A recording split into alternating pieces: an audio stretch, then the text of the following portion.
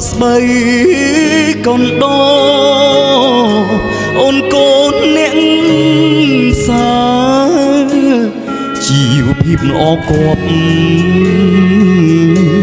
កូនអ្នកមានត្រកូនអ្នកមានសាយុ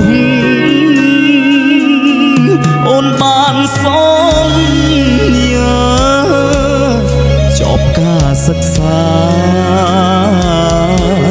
រៀបការនឹងបងអូនចូលដល់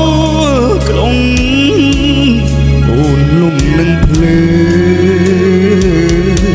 ភ្លេចស្រុកស្រែយើងអូនភ្លេចព្រោះបងហើយស្រុកស្រែយើងស្រើទុំហើយអូនមកស្រុកទេអូនមកស្រុកទេអូនអើយបងសែនសោកការព្រោះបាត់សង្សារដែលធ្លាប់គិងកាយកូនដើរយប់ជ្រៅបងស្រែកហៅទៅមិនលឺអូនឆ្លើយ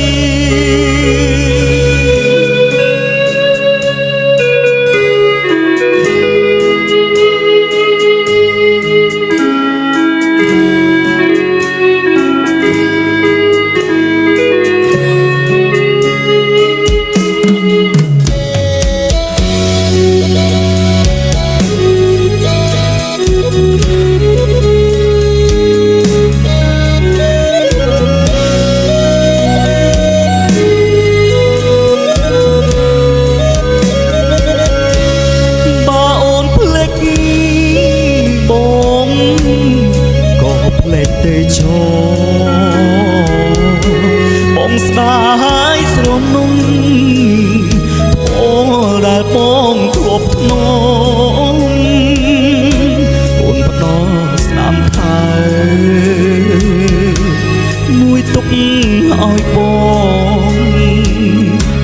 ទុកជាចំណងឲ្យបងរងចាំរស្រែយើងស្រើទុំហើយអូនមកស្រុកទេអូនមកស្រុកទេអូនហើយបងសែនសោកការព្រោះបាត់សង្សារដែលធ្លាប់គិងកើយកូនដើរយប់ជ្រៅបងស្រែកហៅទៅមិនលឺ